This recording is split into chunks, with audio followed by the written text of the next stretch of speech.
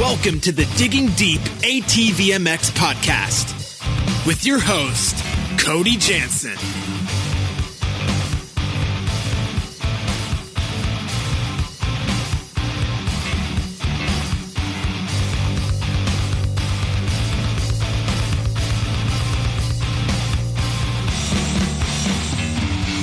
What's up, everybody? Welcome to episode 12 of the Digging Deep ATVMX podcast, brought to you by CST Tires and hosted by me, Cody Jansen. We're back, recording our second show in as many days here. I really wanted to get a pre-banquet show out, so that's what we're going to grace you with here tonight. We have a big-time guest, a big-time player in the industry joining us tonight. I've been really looking forward to having this guy on, so I'm really looking forward to that. But before we go too far, let me just thank our sponsors of the show here. First and foremost, thanks to our title sponsor, CST Tires, CSTTires.com. The Pulse MXR tire is the best tire on the market, no matter what the terrain. Join the CST takeover today or be beat by someone who did. CST Tires, where passion meets the ground. Thank you, SSI Decals. SSI Decals was a key contributor to Team USA's winning efforts and by far the winningest decal brand in ATV motocross and best looking. Their track record speaks for itself. If you don't use SSI Decals, you will not win. Thanks to those guys. Check them out today at SSIDecals.com. Thank you to DID Racing Chain and their 520 ATV2 X-Ring chain.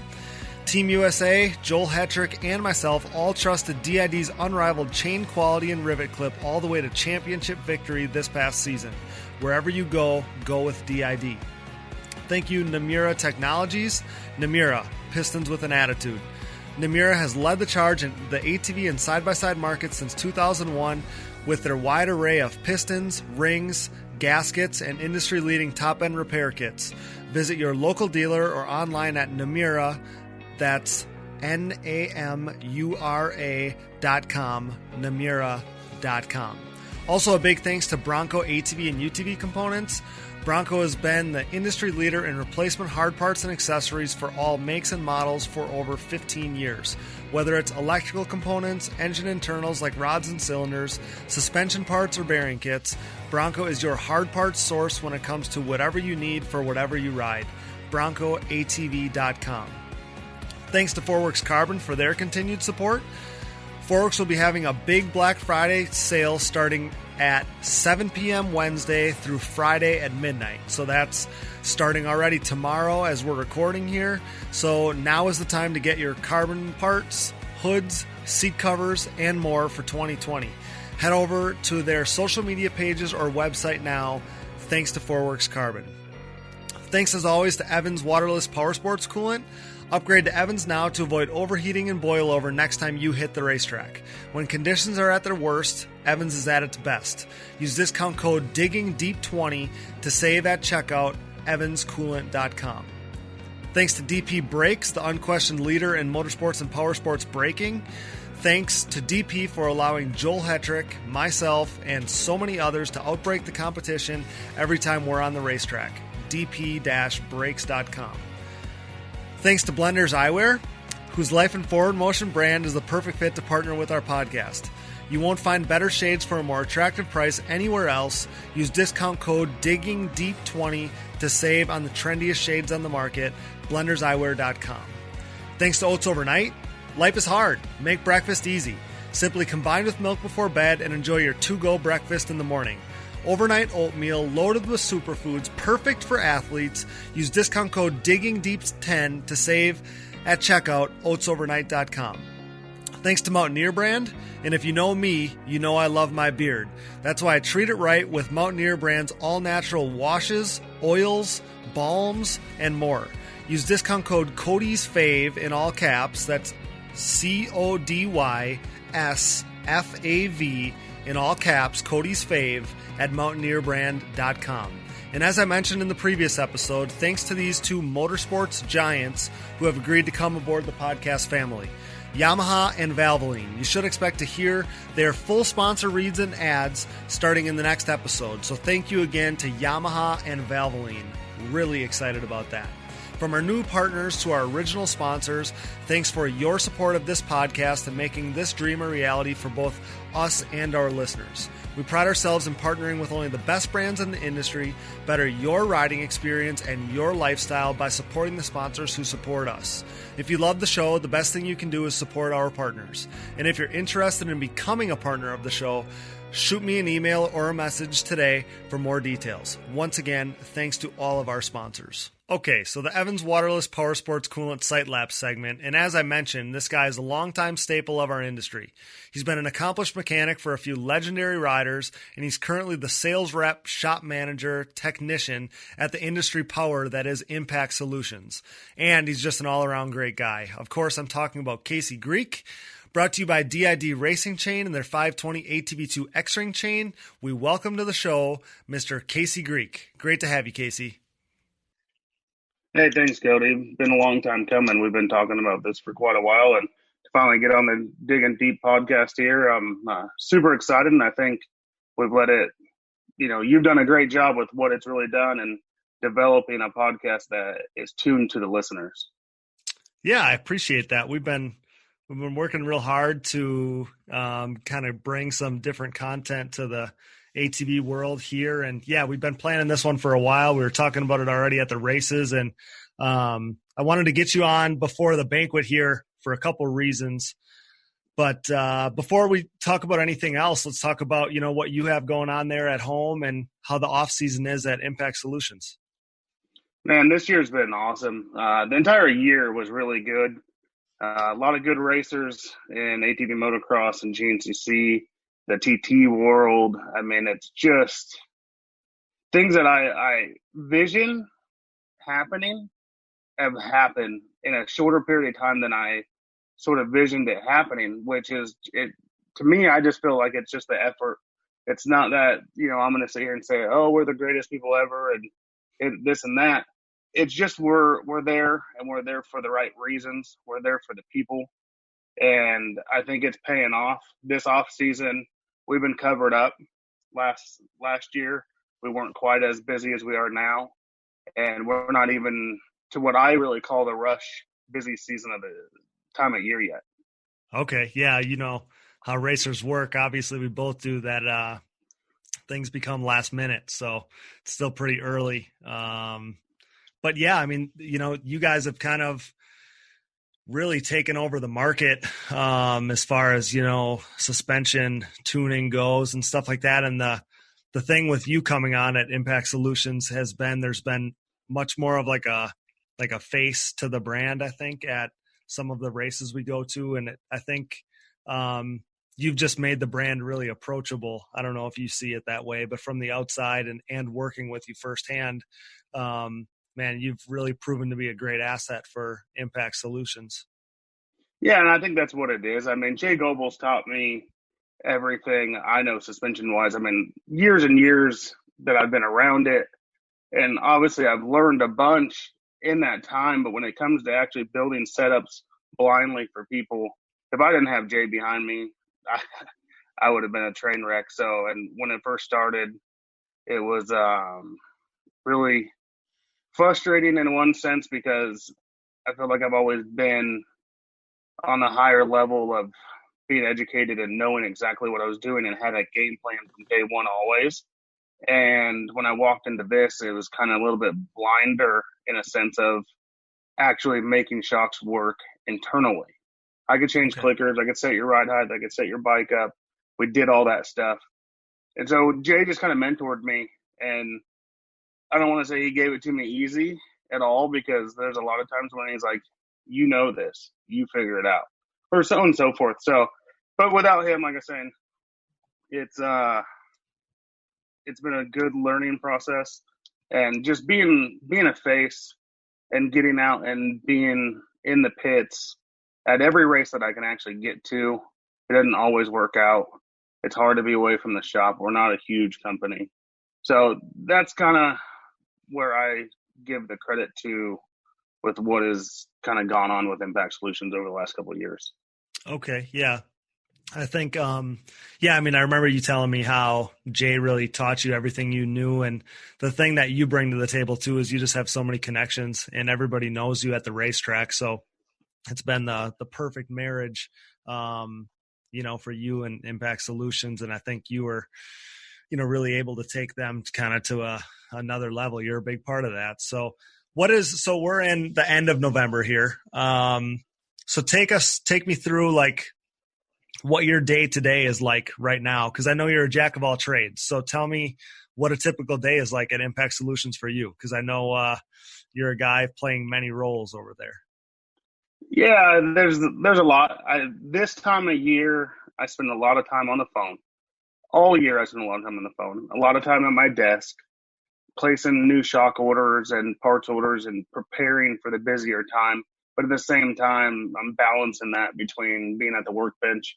I have a guy that works with us that, he'll take apart all the shocks, clean them, and do that kind of stuff for me. So it eliminates a lot of the dirtier work for me, so I can spend more time on the phone and being in communication with the customer. So Dustin helps out big time in that aspect. And then there's, the truck stuff. A lot of people may or may not know that we also operate the Maxxis truck and the CST truck, and there's an automotive truck. So I sort of manage that stuff and the logistics and trying to get tire orders in and, prepping for next year. Is there going to be a new wrap, or, what's going to happen with that truck? What needs to be repaired? And just trying to reach out to the customers and be interactive on social media. I mean, there's a solid almost hour a day that you have to interact on social media with messages and so on and so forth. So it's every bit of a full-time job all the time. Yeah, like I said, I knew you were filling a bunch of different roles, doing a bunch of different stuff. So I kind of just wanted to touch on that for a second. And, you have such a wide array of skills. You filled so many different roles within the industry. So I'm curious, take my listeners back to the beginning. Like where at what point were you introduced to the motorsports industry? Oh boy. 5-6 years old, Dad brought me home kicks, 1986 model or something, Okay. and fell in love with it. And anytime I had a chance to ride, we rode in the backfield, and it was just real low key like that. Racing wasn't really in my future or in my prospects. We didn't have the means to do that. And so as I got older, I ended up moving into Lake Elsinore, and Lake Elsinore motocross track was across the street from my house. So I just walked down there one day and said, "Hey, I want a job." And I started driving water truck and things like that at like 13 years old. Kind of rolled into some more things and got my first mechanic job at like 17 and just started plugging away. And, my goal was factory race team, obviously. That was, the objective. And did the dirt bike thing for a few years. And in 2007, Corey Ellis was a good friend of mine. And Richie Owens, which was a quad guy plus a dirt bike guy, more of his fame actually probably come from dirt bikes, but he was really, really good on a quad. Okay. Corey had worked for Richie's dad for years. So I knew Corey, and Corey was always a bad dude on a quad. And he'd come out there and ride with those guys. And we got to talking, and he had just got his job as team manager at Suzuki. And he said, "Hey, we need another mechanic." I said, "Well, who's it for?" He said, "I don't know which guy it's going to be for. You're going to try out with all three." I said, Okay. "Okay." And those three riders at the time were? Chad Wienen, Doug Gust, and Dustin Wimmer. Okay. Yep. So we were doing the local series out there, which used to be like the IPP Quad Cross. And Yep. so those guys come out, and we brought one in at a time. And each of us would be a mechanic for one of them, and however it went down. And me and Doug just hit it off, man. Me and Dustin were good. Me and Chad were good. And it was just a relationship between me and Doug. I think right away we just kind of understood each other. And so we went to work, and it was exciting and nerve-wracking at the same time. Walked into my first factory team, never worked on a quad really a day in my life. I mean, I had worked on them in the shop or in the garage, but not a race quad, not at that level. And Doug trusted me, and I trusted the feedback that he gave me. And, Kevin Mumar was involved, and Kevin's a wealth of knowledge. And Ryan Cox also, Ryan never give it to you easy. It was always the hard way to go, but it was always because he had a plan at the end. And so we just kept working, did it. Doug won a couple races that year. And at the end of the year, it was kind of, they're going to go to a 2-rider team. And quite a few of us ended up leaving that year. They laid a couple of us off just because they didn't have room. And so then a couple other guys weren't very happy about it. So they walked away also. Brian Cox landed a job at Kawasaki with Chad Wienen. And me and Theo Lasardi went into Can-Am. We sat down the day like everything went down. And he said, let's go. And walking in there, relatively unknown, not really knowing what to expect. Johnny Leach over there, he's now the owner of DWT. Yep. And back then it was Motorworks Can-Am. He just said, this is what we're going to do, and we want to win a championship in Works, which they had already done. We want to win a championship in ATV Motocross, which no one had even come close to even being barely top 5 at that point. Yeah. Yep, right. So it was a steep hand. I went to work for Brandon. Wow. I just drew a blank on that one. Dang. He's going to be mad. Well, anyways, he had some decent results, top 10s here and there. Jeremy Lawson was on the team. Jeremy had a pretty good year, but the most important thing is we figured out how to make the bike finish races. Okay. And worked out all the bugs, and that was really the deal that we needed to do to accomplish that season, was just making the bike finish. So then, what year was that, Casey? 09? That was 2009. Okay. And then 2010 we signed Chad Wienen and John Natalie, that guy. Yeah. And John was already on a Can-Am, so that was it was just a transition. He'd already had some experience on the bike, so he helped us with some of the knowledge that he knew. Chad had just come up with Cali with a really up and down season, and really was nervous and didn't trust the bike, but he trusted us. We brought Ryan Cox in that year. Chad come down to Florida. We had a test facility and a big shop down in Florida. Chad flew in. I went and picked him up at the airport, come back to the shop, threw him on the bike, and it was a pretty nasty sand track. And he literally did everything he could do to break the bike. All he wanted to do, I almost feel like he wanted an excuse to say no. and he couldn't break the bike, and he actually liked it. He's seen that there was a lot of room for improvement, and that we were willing to do whatever we could. So he signed the deal. Come out 2010, multiple podiums between him and John. John got the first race win for Can-Am ever, which is huge. I don't think I'll ever forget that memory. And then fast forward 2011, John Natalie, Chad Wienen, same team. Lots of, I don't want to say like friction, but it wasn't always pretty. What was the year? Was it 10 or 11 when they got together at Walnut? I want to say that was 10. I think it was 10. So, yeah, I was going to ask you what it was like to have – because that was like a pretty good rivalry, I feel for sure. From the outside. So I wanted to know what that was like to have all of that under one tent. Well, see, the weekend before that, John had won the first moto at Balance. Okay. Which, was really awesome. And I really wish we still went to Balance, because I think the racetrack was phenomenal. Oh, my gosh. It really was, yeah. The first race that I ever won with Doug was at Balance in 08 in a mutter. So I got a lot of love for that place. We won the night race with a tally, and I love it. But John won the first moto, and in the second moto he got a bad start, and he was coming through, and Chad was in like third and John was in fourth, and John just punted him. I mean, no excuses, no bullshit. Like, John felt Chad should have moved out of his way because John had won the first moto and had a chance at the overall. Obviously, Chad didn't agree with that. No. And so he wasn't going to move. And they were virtually, I mean, on that track, they were full so fast. And the bikes were working really well that weekend. And John punted Chad. So fast forward later that moto, John ends up losing a transmission. So John's on the side of the track. He's bummed. We get it back. As soon as John walks into the tank, Chad says something. John says something. I grab John by the back of the neck, throw him in the truck.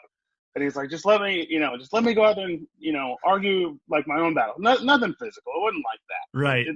But he didn't want to be the one not to say the last thing, which none of us do. No, you're John exactly Natalie. right. I mean, the dude, he wants to be the last word no matter what. Right. So does Chad. I mean, I've seen Chad so fired up. Oh, yeah. And, it's the passion that these guys hold for the sport. So that's what happened. Before that, the friction wasn't super bad. Okay. Fast forward, we go into Walnut. Chad does pretty good the first moto. Second moto, situation is now changed. Now John's in third. Chad's in fourth. Chad feels like John's in his way. Chad cleans Chad out. Or Chad cleans John out. Yeah, I can see the vision. I can see the vision of those two quads flipping off the side of the racetrack right there. Like, I'll never forget it. And then, I mean, as bad as the friction was there, is me and Ryan Cox were like best friends. Oh, okay. And he's Chad's mechanic. Yeah. And so we're like at each other's throats in the mechanics area because he's blaming it on John. And I'm like, Ryan, I watched the whole thing. Chad was on the inside. And it banged John up pretty good. It ended up taking Chad out of the race. No, I make that comment. That was in the first moto at Walnut. It wasn't the second moto. Okay. So they go flipping, end over end, breaks Chad's bike, punctures the radiator. He's done. John gets back on and rides on like fifth or something. Nothing to write home about right at that point. But from his crash, but he was banged up bad. Okay. He comes up the second moto, and I there's a clip on some little reality show thing that did on us back then, and it's me like screaming at John, telling him, you're only better, or you're only good when you're hurt. Pain is nothing. The blah is going off. And then I looked straight at the camera. I'm like, it's probably a blessing he rides better when he's hurt. I remember this clip vividly. Yeah. And he gets like second in that race. And I mean, he rode an amazing race. I don't even know how he did it because he was every bit of a couple broken ribs. I mean, he was in bad shape. He probably today, some kids wouldn't get on the quad. Right. Oh, yeah. Definitely. Yeah, I believe it. And then after that, I think the friction that you're kind of mellowed out. Okay. Those guys, we started doing some tests together. They actually talked on the phone a little bit. Not much, but a little bit about developing and trying to get a bike better. And about midway through that season, it became Chad and John's show. In a sense, I mean, obviously Creamer was the show, and Dustin Wimmer was riding phenomenal. And I think Creamer got to Dustin's head a little bit, and it opened the door for John and Chad. Millville, they ended up on the podium, or Chad did, and we ended up getting our first win in Pleasure Valley with John Natalie. And you just posted a clip of that day the other day, and just like the chills that come back from that day. And I'll never forget, back then we raced. We practiced Saturday, we raced on Sunday, and John showed up Saturday morning, and it was just like there was something different. It was close to home.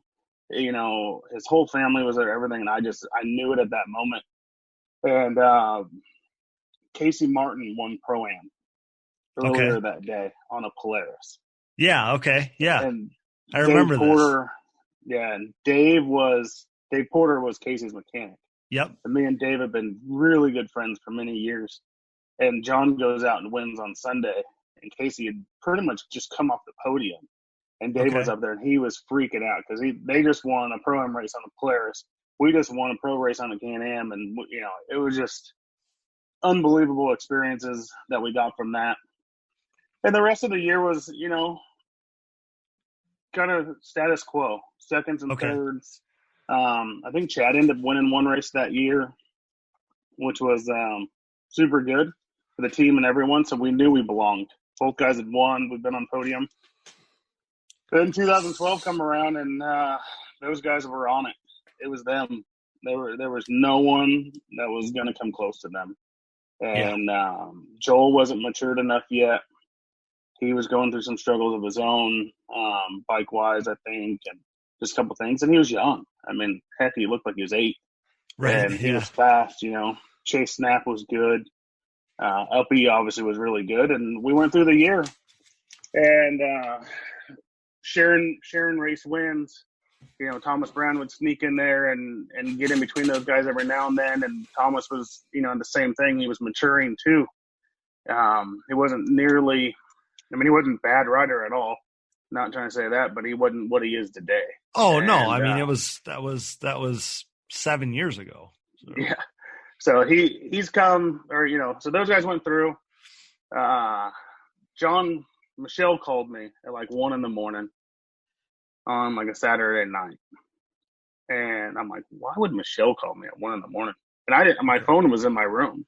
So when me and the wife got into bed to go to bed, I looked and it said Michelle Natalie. So I immediately call her. And she's like, John broke his arm, I'll call you back. I'm like, what? I'm like, it's like 1 a.m. Yeah. And I talked to him after he got done riding that day. Well, long story short, lightning storm, caught their barn on fire. Horse kicked him, broke his arm. Saturday. Oh, okay. Tuesday, Chad crashes, breaks his back. Oh. So this is 11? This is 2011. This is 2011. This is, these guys are battling for a championship. They're 1-2. Gotcha. And, okay. Yeah. So now first and second, both our guys. So I wasn't saying nothing. And I didn't find out that Chad broke his back until like 2 or 3 days later. Okay. And I worked for the same team. They had called Ryan, and Ryan wouldn't say nothing. We were loading the trailer, and Ryan's attitude was just like, you could tell he was down. And I'm like, what's your deal? Okay. He's like, Chad broke his back. I'm like, oh, that's terrible because John just broke his arm. And he's like, what? Like both of them are just, we're freaking out. Yeah. And, 2 days later, John gets a plate put in his arm. We show up at Sunday Creek or Millfield, Ohio. Okay. And he goes out, and, he was running third, ended up having an engine issue. Knocked him back to like 6th, but he still finished and then ended up like 6th next moto. And that's really what saved the championship for him. Uppy, of course, rode phenomenal that day, and I think he ended up winning overall or second overall. And so that's what tightened it up pretty tight, and him and Uppy battled it out the rest of the year. John with a broken arm with a plate in it, but he showed why he's got his name and, ultimately prevailed. And, someone asked earlier on their Facebook post, how good was the Can-Am? Honest to God, once we got it figured out, it's probably one of the better handling bikes I've ever been around. And I think it can handle good with anyone, but you had to have all the components in place. Because I had that question kind of written down too, was, how hard was it to get that bike from when you first got the Can-Am to, a year or two later, and then when you're 3 years later, when you're really hitting your stride, when that thing was really capable of winning every race. It sure seemed like it took a lot of work on your end, to kind of make that thing progress to where it could win. Yeah, and it was a team effort. Ryan Cox was doing the engines, and we had a power plant at that time. It worked and it ran good for what we had and the capabilities that motor could produce. Me and Theo, grinding, trying to figure out suspension components and frame, stuff. And even Ryan jumped in and we started testing different frame brackets, just trying to strengthen the frame and make different changes so the bike didn't have as much flex to it. And that's really where it come in. A couple front end changes. And, back then we had Rick Strickland tuning suspension for us. Okay. And the dude is a genius. And so that made life easy for us. And we went through the motions and just kept developing and kept testing. And we had good riders, and we had 2 different size riders, which makes it tougher. But they were connecting on equal terms. Their bikes really weren't a whole lot different besides, steering stem and, offset of where your steering stem comes up at. And that was it. But it was a good bike. It had its quirks, but handling wise was phenomenal. Okay. And go ahead. Oh, I mean, even after John went to a Honda on his own deal in 2013, he's like, I want my Can-Am back. He's like, it handles better, you know. Really? You guys just had that thing figured out after those handful of years. A lot of time, a lot of effort put into that bike, and you know, it taught me everything. I didn't have to learn anything at Suzuki. I had to put a bike together. Right. At Can-Am, we had to build bikes, and we had to develop a race program. The Suzuki program was already developed with some of the best guys in the industry. I'm sure that's why, reminiscing and thinking back to that first win for Can-Am that you guys got in 2010, that's why that's so special, because I mean, you had to build the program from the bottom up, you know, all you guys together collectively, but you still had to piece together a program that hadn't done that before. Yeah, for sure. Suzuki had already won championships, so it was just a matter of, you know, keeping the pieces together. You know, we put a team together with some of the best guys in the industry and the best riders and developed a bike that was good, but it you know, every bike needs developing. And it wasn't one person in particular. It was a team effort. And that's probably the coolest memories, you know, and even in 2012, we signed Joel Hetrick, you know, so 11, it pretty much came down to whoever won the championship that year was who was going to get the contract for the next year. Can-Am wasn't going to spend the same amount of money to have two top tier guys like that. They wanted one, and they wanted someone with potential at a cheaper price. Okay. And so obviously Joel falls right into there. Joel has all the potential in the world. Obviously he's a two-time champion and will go down as one of the greatest ever. Yeah. And he had one of the best amateur careers out of anyone also. It sure did. And so he comes in, big change for him from being on mom and dad's program forever. A lot of growing pains, but it was really good for him. And he was really good for the team. We brought Darren Thomas in that year. Ryan Cox had left, went to go with Chad at Yamaha. And they were on a mission to do everything they could to beat us. And Darren and I took off in a trailer, pickup truck in a trailer, on February 15th. Okay. In 2012. And we basically lived from hotel to hotel and built race bikes for a GNCC program, side-by-side GNCC program, and ATV motocross for two guys, all out of a trailer on the road until about midway through the season, we started going to JV racing. And Jody brought us in like we were family, gave us a corner of his shop, and that mellowed it out. But I mean, that year, me and Darren are standing out in the rain, building John and Joel's bikes at Georgia, literally in a grass field, building bikes for a factory race team. Oh my gosh. And like at the moment, it was like, this is the most miserable thing I've ever done in my life. And now I'm like, that was the coolest thing I've ever done in my life. Because I think we went on to that weekend and John got second overall. Joel had a little spill with Chad and ended up in the ditch. Uh-huh. And he flew a couple birds around that weekend, and it was a little of a rough start to the year for Joel, but things smoothed out. We had an awesome year, and the experiences that me and Darren gained on the road. I literally left my house, like I said, February 15th, and I hopped on a plane August 15th to go home. Oh my gosh. I had to ask my wife for the address so I could GPS how to get to my house because I hadn't been to our new house.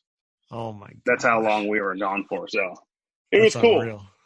Yeah. It's one of those things that you'll always think back on fondly, I'm sure. But living like a gypsy gets old after a little while too.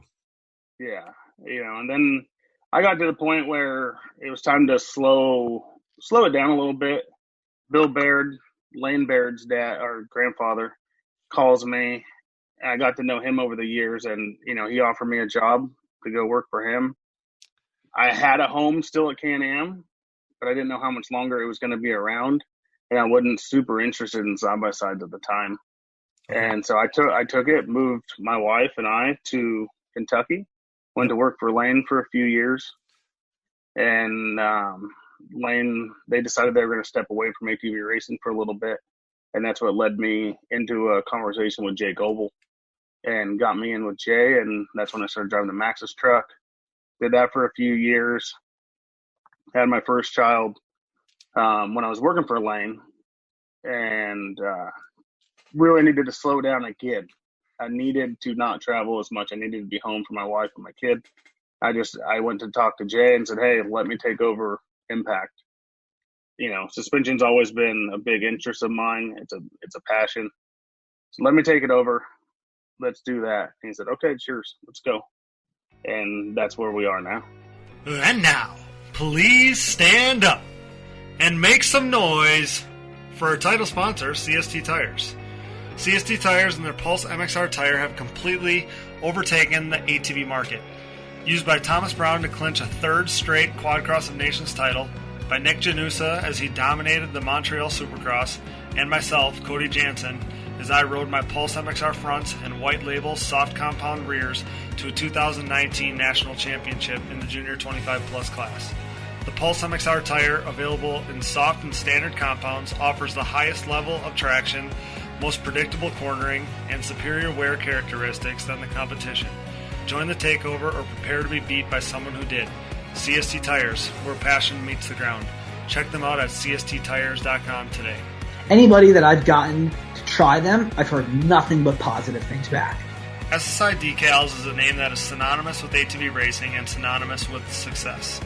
An offshoot of their parent company that was established in 1947, SSI first took shape from owner Ian Harris's passion for ATVs. After making number plates and decals for riders like Chad Wienen, the company quickly took off. Today, you couldn't imagine ATV motocross without SSI decals. The graphics maker now supports all the top teams in ATV motocross, as well as GNCC, Work Series, Pro Motocross and Supercross, Canadian Pro Motocross, short course off-road trucks, UTVs, snowcross, and, oh yeah, 6-time NHRA World Champion Clay Milliken. No project is too big or too small for SSI decals, making your identity stick with championship-level graphics. SSI Decals. The Digging Deep ATVMX podcast is brought to you in part by DID Racing Chain and their 520 ATV2 chain. This patented X-ring chain boasts a steel alloy construction for reduced weight, increased strength, and a longer chain life, making it the optimal ATV racing chain. Pick up an ATV2 chain today at your local dealer or wherever DID chains are sold. Wherever you go, go with DID. We're pumped to bring on new partner, Namura Technologies. Since 2001, Namura has led the charge in the ATV and side-by-side market, covering more applications than anyone else in the industry. Namura's advanced piston technology uses a NASA-exclusive aluminum alloy that helps to reduce expansion rates, allows for tighter tolerances, and leads to higher overall engine performance for your machine. For more information about Namura's wide offerings of pistons, rings, gaskets, and industry-leading top-end repair kits, visit your local dealer or online at www.namura.com. Namura Technologies, pistons with an attitude. We are also pleased to announce our partnership with Bronco ATV and UTV components. Bronco has been an industry leader in replacement hard parts and accessories for all makes and models for over 15 years.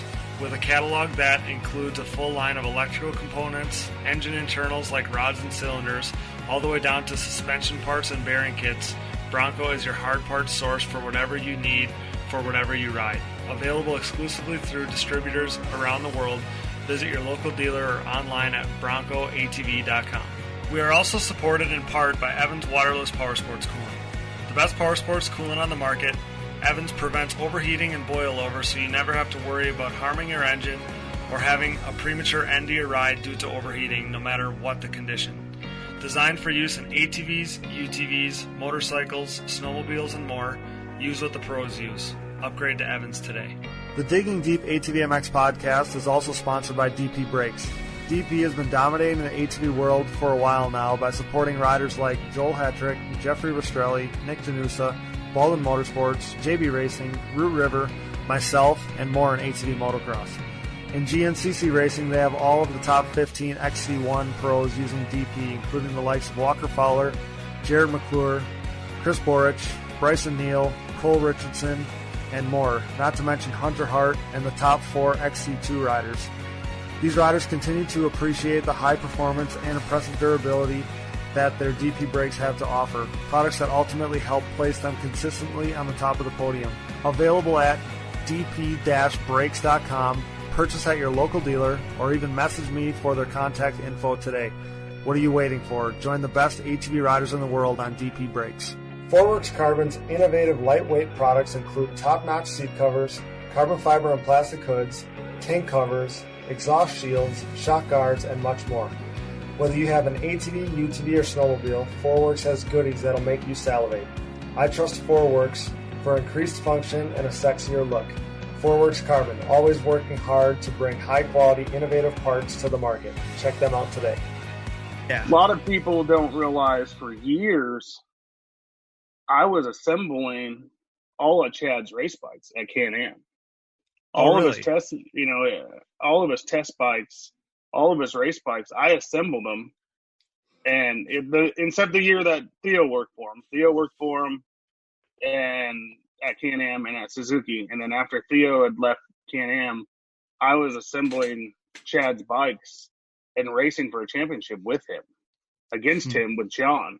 And Ryan Cox was building John's engines and Chad's engines. So there was just so much trust that had to be given around the team. So I've been super close. I've done a lot of testing with Chad.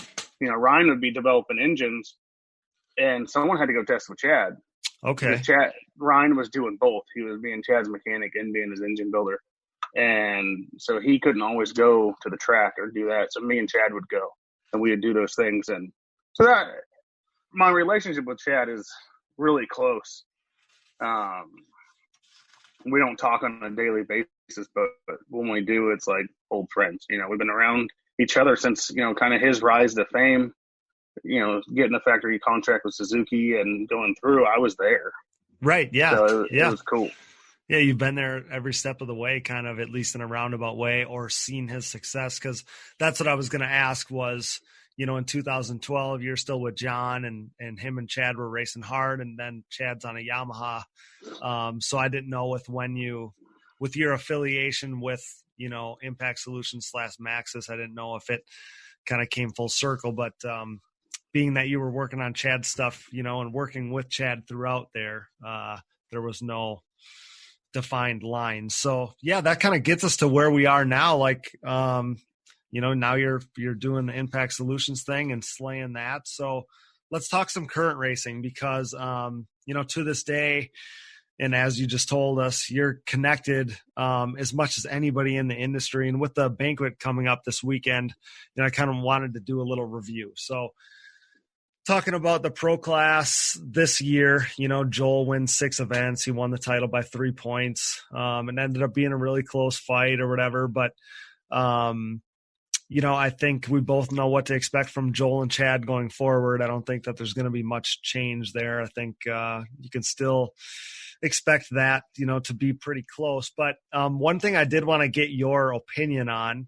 is, because you're a former factory mechanic, how crazy is Chad's 7+ season podium streak? It's unbelievable. It is. It's stupid. It's the craziest thing I could ever imagine. 2012, John didn't have a single issue in any which way. And honestly, back then I felt like that was an accomplishment. It is. It's more common now. I think guys aren't having as many issues. Technology's evolved. People are, figuring ways out, and there's a lot of things going on. But Chad didn't have a single issue that entire year either, and didn't have a single issue in 13, 14, 15, 16, 17, 18 until 2019. He finally had an issue, and I don't say that in a positive way, because if he could have kept that going forever, what a legacy on its own. Yeah. One thing I would comment about Chad's streak and the dominance and perseverance that he's gone through, and growing from initially being a guy that could just look at a bike and break it to finessing his style into almost like a Dustin Wimmer. Dustin was like poetry. Yeah. You just watched him; he just flowed. And Chad picked that up. He's learned that, and that's what's I think, saved him so many issues over the years. And when his chain broke, I think we can all say that now. Yeah. I think it's public knowledge. It is. At Redbud, I was standing in a tower and I was announcing. And the year before, when Joel's chain broke, I was standing in the tower and I was announcing. At these days, this time I have a little bit more invested into Joel's program than I do Chad's. Yep. Chad and I are very good friends. We still communicate. I actually sponsor him with tire balls. So it's not like I'm still part of his program. Yeah, okay. But when Joel's chain broke, I was just flabbergasted. Fast forward, Chad's chain breaks, and I'm just like, oh my God. Like, the wheels are going to come off this guy right now. Like, he needs to lose his marbles. Yeah. And the reaction was so boring. I know. And so professional. Yep. That I didn't go talk to him until like Sunday when he was literally getting in his motorhome to leave. And I just walked over and shook his hand and I said, "You're the most professional person I've ever seen here." Yeah, I know. Because he knew at that moment now Joel has a definite chance. Yeah. And he didn't react, and I think that is just outstanding. No, I couldn't agree more. I even remember commenting at the time that he acted just like the legendary championship athlete that he is, because you're exactly right. He literally did nothing but step off his quad. He looked at it, and then his first reaction was to make sure nobody else was going to come down that lane of the racetrack and get blocked into that rut that he was in. You know, he didn't sulk. He didn't do anything but act like the professional that he is. So I was completely blown away too. And yeah, for you to be on the call of the races when both of those happen, it's unreal. So you kind of mentioned Joel there, how your, impact is obviously a big part of what Joel's program. This has been an ongoing debate on these episodes. So I'm going to put you on the spot here. How many championships is Joel going to end his career with? We 4. need an over-under. How many? 4. Okay. I think that's a realistic number. Yeah. I think that's a realistic number. And I'm not going to take anything away from Chad, but I think in a timeline aspect of it, there's a good possibility with a lot of things. Not Chad's age in a bad way, but Chad's life maturing. Chad's got a son now. He's got a lot of things. He's made some small mentions, and I don't know. I don't want to step out, but I think I'm close enough with these guys that it don't really matter. He's made some small comments on the podium, so it's public. Yep. Sometimes it's not worth going at extra speed now. I have a son. I have a wife. I have these responsibilities I got to look out for. And so does Joel. Joel has a daughter now. He's got a house. He's got a family. He's got those things. So I see Chad, and this is getting a little bit off of your subject, but it's the same subject. I see Chad fighting for another 2 years, and I see Joel fighting for another 2 years. Okay. And I think Joel, obviously I do root for both of them in one sense, but obviously Joel's my guy. Yep. And so I see Joel winning championship next year and the year after. But I see if Chad sticks around 2 years, I see a couple kids that are going to be a thorn in both of their sides. And I think it's pretty easy to allude to who. I think some changes in Jeffrey's program possibly is going to put him right there. Thomas is going to be right there. Those guys are already guarantees. But we're gonna watch Brandon Hogan, Bryce Cord make a huge push, and I think Bryce is going to have a very respectable learning year, which is 100% accepted, and I'm perfectly okay. Yes, sir. Brandon learned a lot this year, and I think the next year, them boys are going to have their hands full. Yeah, I think so too. I really do. So yeah, that was kind of my next kind of bullet point I have here, because Brandon Hogue, he's another guy that's Impact Solutions affiliated, obviously. So you kind of have your hands in his program a little bit, and he's going to be named Rookie of the Year this weekend. He got that podium at Unadilla. He qualified second at Loretta's. So, I mean, as the season went on, he was up there ruffling feathers. What do you see? Give us a prediction on, or even a bold prediction on what you see for him next year. I mean, do you think we get another podium out of him? I think we see 10 races, at least 4 podiums. He told me flat out, and I could prove it in a text message, that he's going to win races next year. And I don't doubt it in some senses. But at the same time, I'll never doubt Brandon, because that kid has been one of the most impressive racers through his entire amateur career, doing things that he wasn't supposed to do in the time fashions that he wasn't supposed to do it in. So there's a very well possibility that he wins a race next year. I'm not going to guarantee that on my shoulders, but I will guarantee multiple podiums. Okay.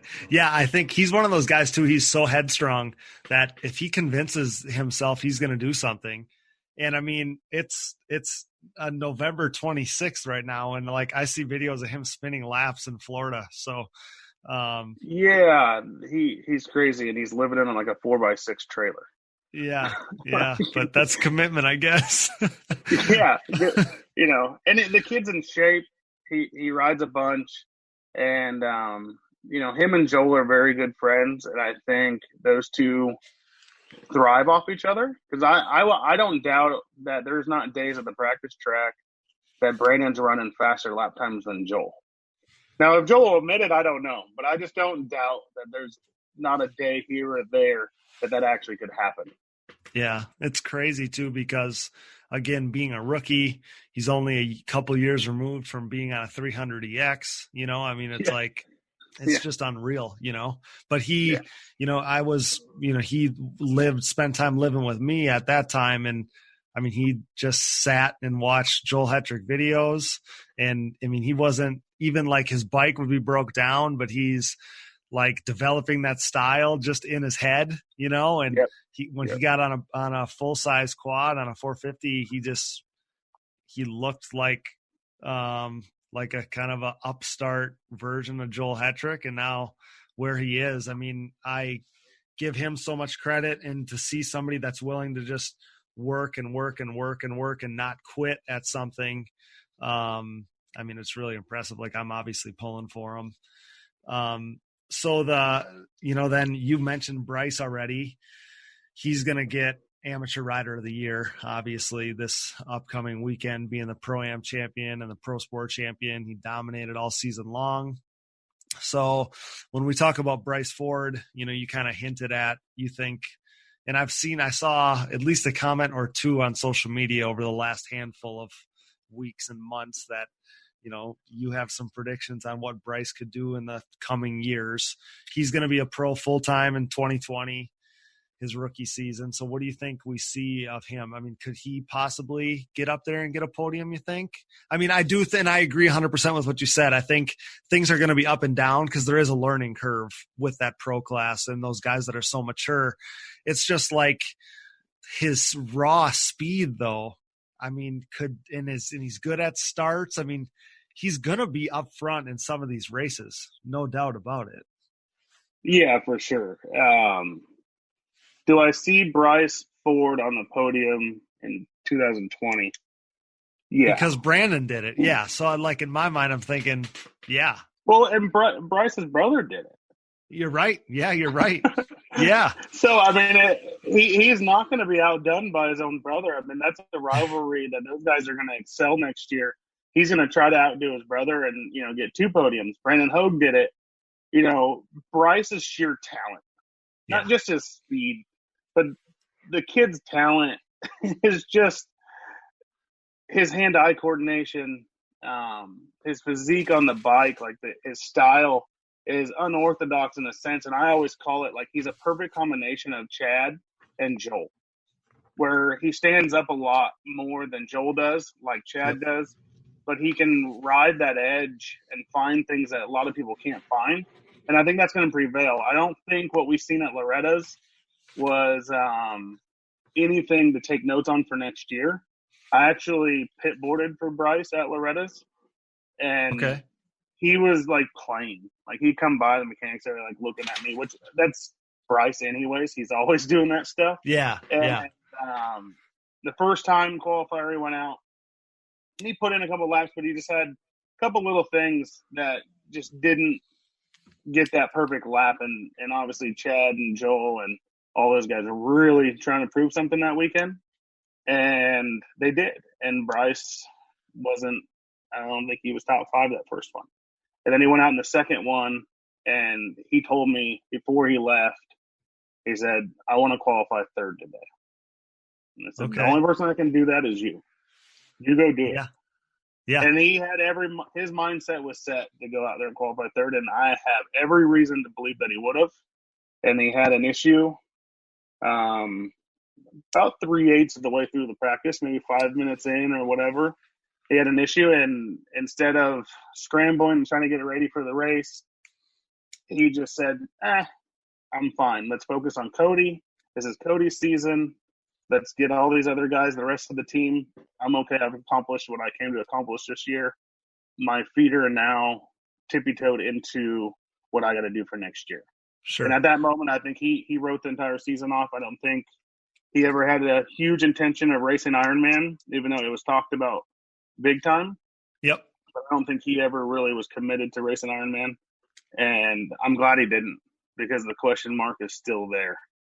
And I think there's a lot of people, and he's been talked about obviously a lot this offseason. You know, getting Amateur Rider of the Year is going to be a huge accomplishment for him, because he's gotten Youth Rider of the Year before. He's got the Badass Award before.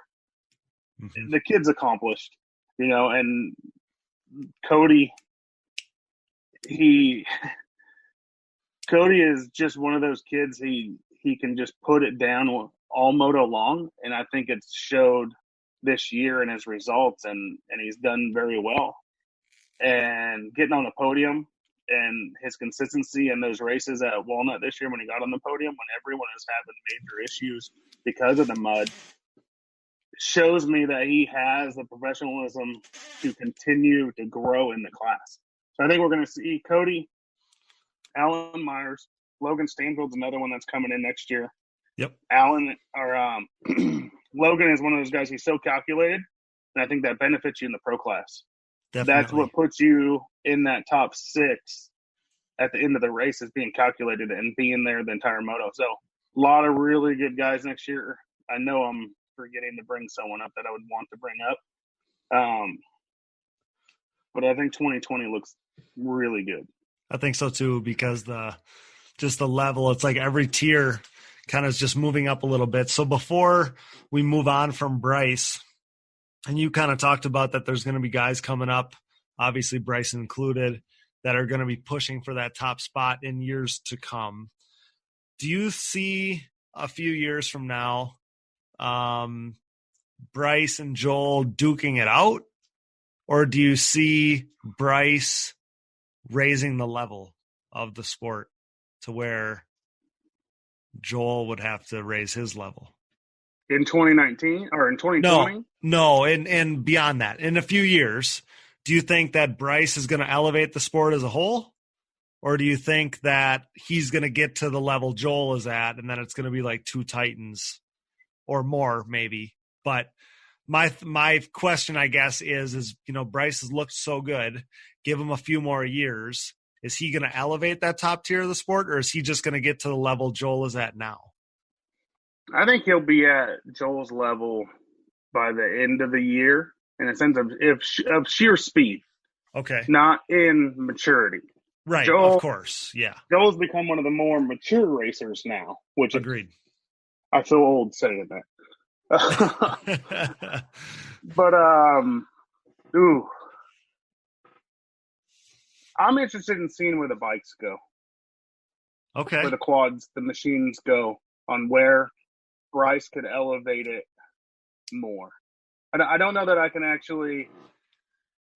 I'm usually pretty bold with just making assumptions just because I can, I guess. But that's one that I'm still pondering on. I do think this has a considerable chance at a championship in 2021. If not 2022, I think it'd be his year for sure. Okay. If he matures in the rate that he needs to. I predicted in 2011 that Joel would be the 2015 champion, and he was not. I was 1 year off. Right, yeah, 16. 2016 championship. Okay. So I don't think Joel matured as quick as I thought he would. And it's no offense to him, it's just reality. No, yeah. I think he would tell you the same thing. Of course. It cost him probably a couple of championships, technically. Mm-hmm. So it's going to be a lot of the maturing in the surroundings of Bryce Ford over the next couple of years where he's at.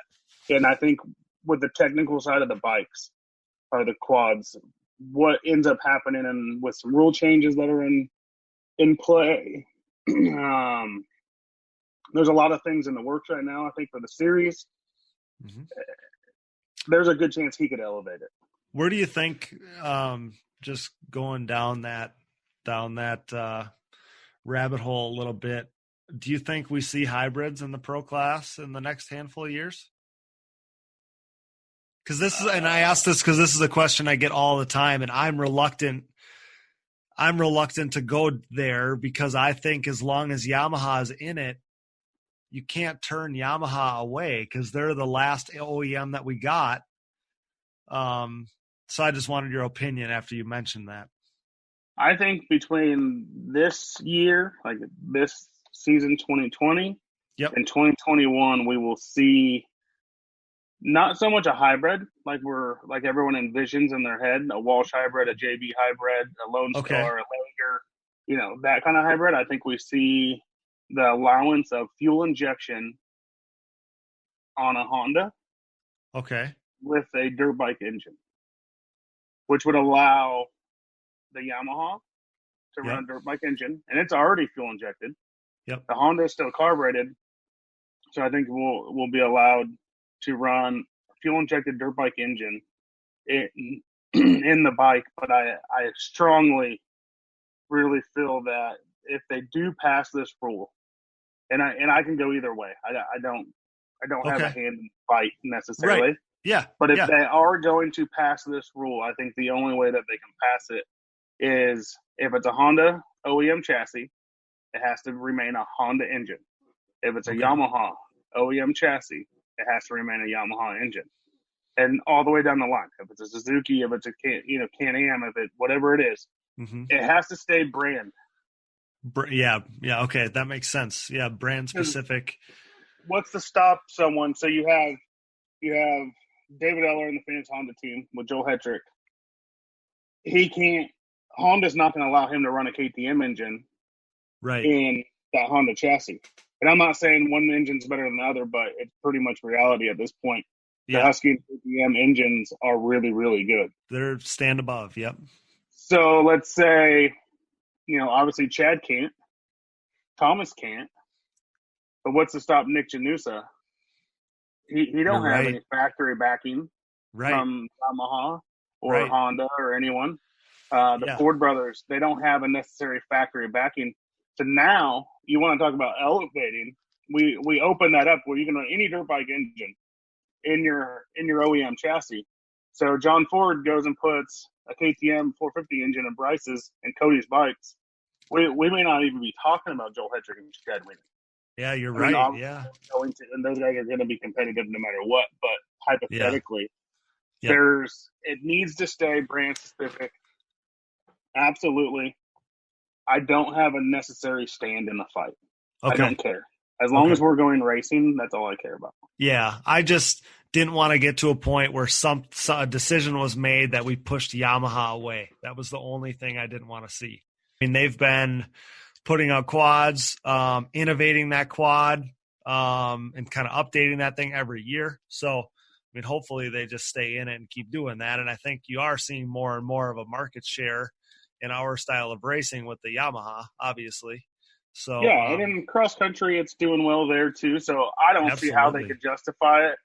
But at the same time, I don't know what the real numbers are. Side by sides are selling like hotcakes, and they're selling at $30,000 a pop. Yeah. So I just don't know.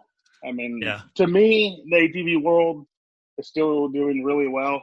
Any ATV, the New England ATV and UTV series, just put up $10,000 for the winner of the championship, pro winner, $5,000 for second, $2,500 for third. That's huge for ATV racing. That's more than they get paid for the AMA ATV motocross. You're absolutely right. It is. Yeah. So I think there's going to be some interest there. I just actually went to that banquet this weekend, and Jim and Betty and all those guys up there were so welcoming and invited me in and showed me a really good time. And the wife and the kids went. That was a blast. And talking with Jim yesterday, he's actually going to do some amateur payout. So that's cool. Okay. Via gift card, which we've done in the AMA ATV motocross series. Yep. So there's some options, I think, to where you could do both. And I know Jim really tries hard not to overlap his series with the ATV motocross series. So then people can do both. So and it pisses me off, and I'm gonna tangent real quick. Everyone's super negative and they say ATV motocross is dying, ATV racing is dying. I don't believe it. I believe social media is is causing some negative outlooks on things because people are like, oh, it's this, it's that. Show up to the races and actually see it. I just seen the end numbers from last year for this season, and they were always paid attention. really close. Yep. They're like identical, and it's been identical since I've been following the numbers like really, really close since 2016. The numbers really haven't varied besides like 5-10 entries for the overall for the season. So come on.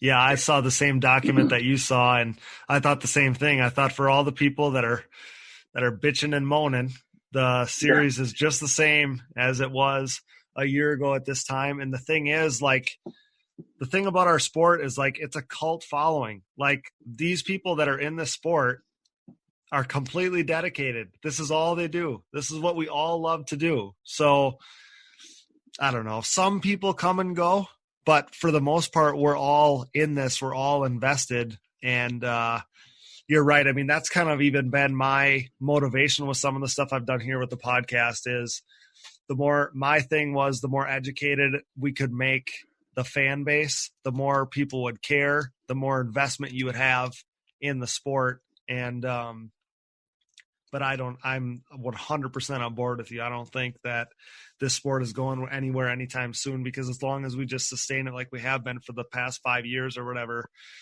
I mean, everybody's happy, you know? It's not going to go anywhere as long as we can continue doing what we're doing. Do we need to try to grow and do all that stuff? Absolutely.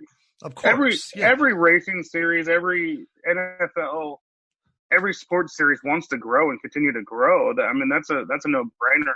Yeah. But I mean, just think of the memories. I mean, some of the stuff that you share social media wise, it brings me back, and it's actually continuing my drive on wanting to do this. And, you know, some of the comments that I read and, you know, stuff going on is why I still do this. Yeah. There's no reason that any of us have to do this besides the passion for it. And if you think back at all the experiences that you and your dad have had and your family, and I think about the experiences I'm going to get to have with my family doing this. Yeah. But just in the last hour, we've pretty much listened to me ramble on about my story that some people may not have known. Right. But honestly, through all of that, I can't tell you very many bad times that I've actually had. And any of the bad times, they're really not real world bad times. Exactly. You can live in a bubble, and you cannot share the experiences that you get by going racing in any other way. You can't get those experiences in some other kind of sport. And where are you as parents, as a parent that I am, where am I going to take my kid to where he's fenced in, gets to have a social life, play with their kids, with other kids, gets to race, and looks up to role models? You know, yourself, Chad, Joel, Thomas, Jeffrey, Brandon, you know, Bryce Ford, Cody Ford, Wesley Wolf. I mean, the whole list goes on. You get to look up to these guys because these guys are posting video after video of them training. So they have one objective that they see by watching these guys, and that keeps them dedicated to one thing, and one thing only, and that's going racing, which keeps them out of the bullshit of the drugs and getting into other situations. You cannot pay enough money to ever justify that it was a waste of money to go racing. I couldn't agree more. You can't spend enough. You can't put a price tag on it. That's what I meant to say. No, you're 100% right. I guess I kind of lived that firsthand because I, from a very young age, like wanted to do the whole racing thing, wanted to be a pro someday, wanted that whole song and dance. And I mean, I had just talked about it in the last podcast, but now I'm 27 years old. I've done this my whole life. It's been my motivation and the reason why I've decided to, like, I always had a goal. So I wasn't going to high school parties. I wasn't experimenting with things. I wasn't getting in trouble because I wanted to be Doug Gust. I wanted to be John Natalie. I wanted to be Chad Wienen. And like I said, now I'm 27 years old. I've never had any kind of drug in my body. I've never sipped any drop of alcohol, never had any tobacco, whatever. And I tell parents this stuff all the time at my riding schools, or people, I get messages sometimes to give kids advice, or, tell them to parents want me to tell them to try hard in school or whatever. And the thing about our sport is that, not only does it keep them out of trouble, it also teaches you life lessons that you're not going to learn anywhere else, just like you said. And then, like you kind of touched on too, you're doing things with your family. You're going on these trips, you're traveling the country, you're spending the summer with your family, with your loved ones, instead of a stick and ball sport where you're on a school bus with your buddies, going across the city or going across the county. It's just, I mean, I don't know. There's so many of us. Every single person we mentioned on this podcast, you and I included, and everybody else in between, that this sport just shaped who we are. And, I mean, you hit the nail on the head, because the more positivity, the more stuff like that we can create. And it's been cool with some of those old posts that I kind of put out there, and I'm going to try to do some more, but it's got people that are like, yeah, it wasn't, I've gotten an array of messages from people that have said, I've been removed from the sport for a long time, and this got me interested again. And now I'm listening and I'm watching YouTube videos and stuff like that of the racing going on today. And who knows? I mean, if that, what I did, or, the conversation we had today, if that gets 3 people, gets 1 person more interested in this, or brings them back to the sport or whatever, it's like, that's those little things where we're just going to sustain. We're just maybe going to grow a little bit. It's like, I don't know. You just can't put a value on this racing and what it means to us. And you hit that on the head with saying that there's no dollar amount to say that this wasn't justifiable. So exactly. And that's like, my passion rings so thick for this sport. And, over the years that I've been doing in the ATV, side of things, I've had multiple offers to go work for dirt bike teams again. And, Okay. everyone, dirt bike teams are so great, this and that. And when I left the dirt bike world and came to the ATV world, what I learned real quick was it's more of a family. And then once I got into the Can-Am days, I really learned what racing family meant. And that's where it's at. And it's been there for a long time. And my passion is so thick. My wife thinks I'm crazy half the time, that she's just like, why wouldn't you just go get a normal job? You work so many hours, you drive all night, you do this, you do that. Why wouldn't you just go get a normal job? You can make just as much money. And I'm like, no. Why go to work if you don't love it? Yeah. And I'm not saying I couldn't find a job somewhere that I loved or whatever, but I was sort of, once I could control my destiny on going racing and racing a little bit as I was younger, it's literally been the only thing I've ever wanted to do, is go racing. And once I knew that I wasn't good enough myself and didn't have, what it took to go racing and be successful, just in pure talent. I mean, I could have worked my butt off and came up with the money to go racing, but I didn't have the talent, flat out. Yeah. But I figured out I had the talent in building bikes and being, the technical side. So that's what's kept it alive. And I think that's really, like, my point there is the passion, and that's what's put me into a position with Impact Solutions now, to try to give people the best thing I can give them and be a supporter to them. You know, even if you're not on my stuff, I'm still going to help you. It's just me. Yeah. It's not like, oh, you don't run my stuff, see you later. That ain't my style. No. I want everyone to have the best thing because I want the best racers to win. And I want the racers that lost to have the focus and the drive to try to succeed and beat the guys that beat them. It'd be crazy to most people, but just like a racer, you know, say a racer retires, and when a racer retires, they're young, obviously, in life yet. And then when they try to go do something else, a lot of times it doesn't pan out. Well, in any other way of life, you don't just like, this is your life's work. This racing is your life's work. So just to go to another industry and punt on everything that you've done for your whole life up until now wouldn't make any sense. So again, like, yeah, I mean, it would be crazy to some people, but to the people that are entrenched in the industry, like you, or even I am, or you are, like, it's just what we know, like it's what we love. So you'd have to drag us out of here kicking and screaming, I think.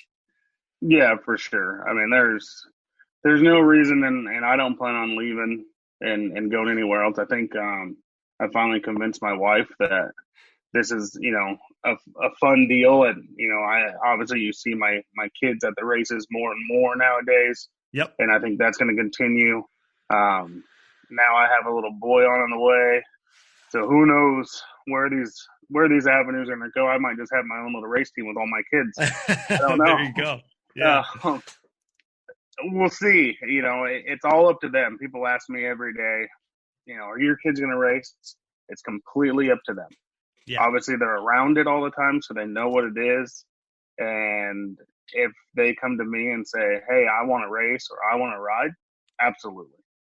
I couldn't pick a different way to raise my kids. Both my girls are pretty on the girly side of things. Okay. Not that you can't be girly and go racing by any means. That's not what I'm saying. But they're more dance, cheerleading, and that kind of thing. Yep. But the older one, she said it here and there. You know, like, hey, you want a quad? And she's like, yeah. And I'm like, oh, man, here we go. You know, I don't know that I'm quite ready for it in that sense that I want her on a quad yet, because I don't know that she's quite ready until I can put her in a flat field and let her go, like, crash, so she understands the consequences of just going wide open. Because I'm sure a lot of people have seen her ride around the pits with me on the little Honda Cub, and we're not going very slow when she's in control. So. No, I've seen it firsthand. It's a little, it seems like it's either all on or all off. Yeah, and the off is me shutting it off. Right, yeah, that's not what I mean. Her. Right, yeah. There's one speed and it's fast. But she loves it. That's awesome. I wouldn't have wanted to be raised any other way either. So Casey, I can't thank you enough for joining me here. It's been awesome. I can't thank you enough for all that you do for me personally, obviously, and Impact Solutions, and you know, all you do for the sport. Like I said, it's your life's work. So I've just been super grateful for your time here tonight. Super grateful for all you do for me, and super grateful for all you do for the sport as well. Yes, and I appreciate you having me on here. I know there was all sorts of topics that we've wanted to discuss and go over, and I'm sure we'll do this again. And, you know, hopefully you'll have me back, and maybe we'll talk about, you know, all sorts of other things, and we'll see when the rules come out after the banquet. I hope everyone has a very good Thanksgiving, or had a Thanksgiving. I don't know when you're going to actually put this one up, but hope everyone has a good Thanksgiving. And I appreciate you and what you're doing for the sport. I continue to work with you in the future. And again, Casey, thanks so much for everything. You're always welcome. And you start putting a list together of topics you want to cover, and we can do an episode anytime. Yes, sir. Okay. So you guys have a good one. Thanks so much, Casey. Man, what a great guy with all kinds of great insight. And I'm so pumped to have such a plugged in member of the industry come on the podcast. I want to thank Casey for his time. I also want to thank my producer / brother Dallas for sitting here next to me and pushing all the buttons for the podcast. I couldn't do it without you, D. I also have to thank TR Smith Media for making us such an awesome logo. I love that. That'll never get old. Thanks to our sponsors, CST Tires, SSI Decals, DID Racing Chain, Namura Technologies, Bronco ATV and UTV Components, Evans Waterless Power Sports Coolant, Forworks Carbon, DP Brakes, Blenders Eyewear, Mountaineer Brand, Oats Overnight, Yamaha, and Valvoline. Support the brands that support our show, and don't forget to use those codes to save. If you enjoy the show, we encourage you to support us via Patreon if it suits you. Simply visit our website, diggingdeepatvmx.com, and click the Support on Patreon button. This contribution will help prompt continued growth and improvement of the show, and perks will be available to those who contribute, and we greatly appreciate it. And remember, you can be part of the show by calling our voicemail line anytime. You can call us with your questions, concerns, and suggested topics, and that number is 920-569-3519. That's 920-569-3519. Call us today, and we look forward to it. We have the banquet coming up this weekend, and then we'll have all kinds of content in the weeks to follow. So the best way to ensure that you won't miss anything is to subscribe to the show on iTunes or Spotify, Google Play, wherever you find your podcasts. Follow the show on social media, Digging Deep ATVMX Podcast, and myself, Cody Jansen, for any additional behind-the-scenes content. And actually, too, guys, I haven't mentioned yet in this episode, but from the bottom of my heart, I want to thank you guys for listening, not only to this episode, but that last one, too, where we did a feature of my own racing. Again, like I had mentioned, if you listened to that one, you would have heard me say that I was a little leery. I had a little bit of doubt about, doing that show there, just because I'm sometimes worried to talk about my own racing because I don't know that many people care. But to this point, about 2 days into this thing, it's the most successful, biggest numbers we've had through 2 days yet. So it's been really impressive. I've gotten a ton of great feedback, a lot of great messages, and I just want to thank you guys from the bottom of my heart. That means so much to me. So you guys are absolutely amazing. You never stop amazing us. And without you, we wouldn't be doing this. And without you, we wouldn't be anything. So as long as you guys want this content, we'll keep giving it to you. Keep that support coming. And I love the screenshots showing that you're listening. So if you send those in, I'll keep trying to share those for you. Again, guys, subscribe to the show, give us a rating, tell your friends, share our posts. It all really helps.